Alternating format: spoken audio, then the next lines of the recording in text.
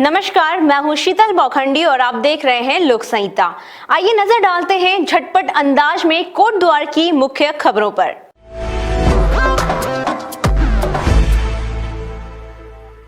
Birukhal block में कल देर रात एक सड़क हादसा हो गया। सड़क हादसे में 2 लोगों की मौके पर ही मौत हो गई, जबकि 2 गंभीर घायलों को सामुदायिक स्वास्थ्य केंद्र पोखरा भेजा गया।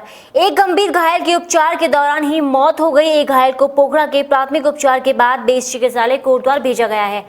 कितने लोग थे आप गाड़ी में? 4। तो कैसा हुआ ये हादसा? कार्ड आता तो आया था कहाँ पे हुआ ये? गिरदार के सामने। बेस चिकित्सालय में घायल का इलाज चल रहा है। आपको बता दें, घटना कल देर रात कार में 4 लोग सवार होकर पोखरा से मतगल की ओर जा रहे थे। पोखरा और मतगल के बीच में गाड़ी दुर्घटनाग्रस्त हो गई, जिसमें सवार 4 लोगों में से 3 व्यक्तियों की मौके पर ही मौत हो गई। एक वाहन का एक्सीडेंट हुआ था पोखरा साइड में, जिसको प्राथमिक स्वास्थ्य केंद्र में प्राथमिक उपचार के बाद यहाँ एक घायल को यहाँ भेजा गया। इसमें 3 कैजुअल्टी हुई हैं, तो उनकी पोस्टमार्टम की प्रक्रिया, पंचनामे की प्रक्रिया उस स्तर पर चल रही है। उसकी इंफॉर्मेशन अभी आ रही होगी, लेकिन जो घायल का है, घायल का हमने फर्स्ट एड करके, एक्सरे करके और उसका प्लास्टर की प्रक्रिया चल रही है। स्थिति कैसी है? खतरे से बाहर है? खतरे से। जबकि एक जो गंभीर रूप से घायल है, सामुदायिक स्वास्थ्य केंद्र पोखरा से आपातकालीन सेवा 108 की मदद से बेस चिकित्सालय कोटद्वार भेजा गया। कोटद्वार से राकेश पंत की रिपोर्ट।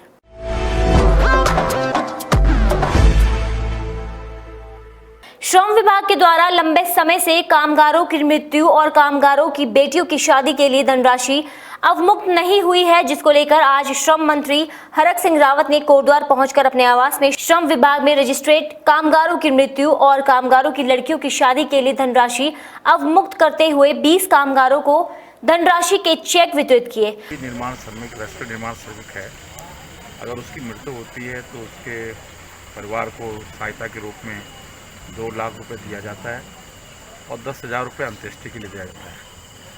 तो इसलिए आज चेक के माध्यम से हम ये धनराशि दे रहे हैं। और लड़कियों की शादी के लिए हम 51,000 रुपये, जो भी रजिस्टर्ड श्रमिक है और उसको 51,000 रुपये उसकी लड़की की शादी के लिए हम देते हैं।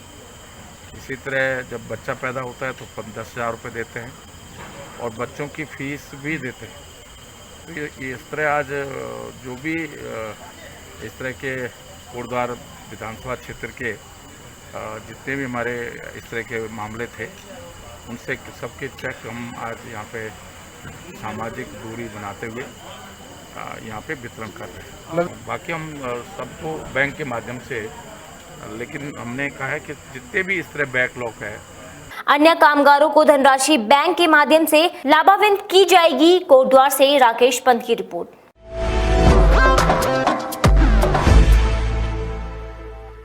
लद्दाख की गलवान घाटी में चीनी सैनिकों ने भारतीय सैनिकों पर कायरतापूर्ण हमला कर दिया है, जिसमें देश के 20 जवान शहीद हो गए हैं। शहीदों की शहादत को नमन करते हुए आज कांग्रेस कार्यकर्ताओं ने बद्रीनाथ स्थित कार्यालय में वीर शहीदों को श्रद्धांजलि अर्पित की है। इस दौरान पूर्व राज्य मंत्री जसवीर राणा ने केंद्र सरकार पर विदेश नीति में फेल होने का आरोप लगाया है।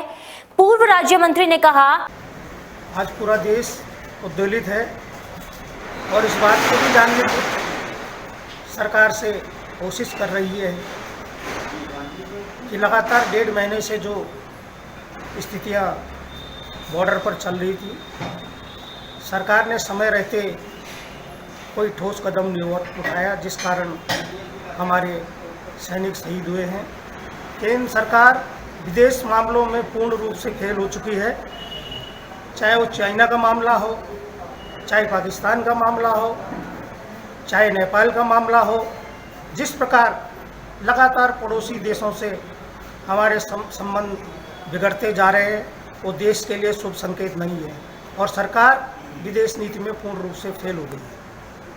1.5 महीने से बॉर्डर पर गतिविधियां चल रही थी, जिसको सरकार ने गंभीरता से नहीं लिया, जिसकी वजह से आज हमारे देश के 20 जवान शहीद हो गए। केंद्र सरकार पूरी तरह विदेश नीति में फेल हो गई है। विदेश नीति सही नहीं होने के कारण देश के पड़ोसी मुल्कों से हमारे संबंध खराब हो चुके हैं। पूरी कांग्रेस पार्टी भारतीय सेना के साथ कंधे से कंधा मिलाकर खड़ी है और सरकार से मांग करती है कि चाइना के खिलाफ सख्त से सख्त कार्रवाई करे, जिसमें कांग्रेस केंद्र सरकार का पूरा सहयोग करेगी। कोटद्वार से राकेश पंत की रिपोर्ट। अपनों के साथ रहिए, अपनों का ख्याल रखिए और कोटद्वार की ताजा खबरों को जानने के लिए ऐसे ही बने रहें हमारे साथ। देखते रहें लोक संहिता। नमस्कार।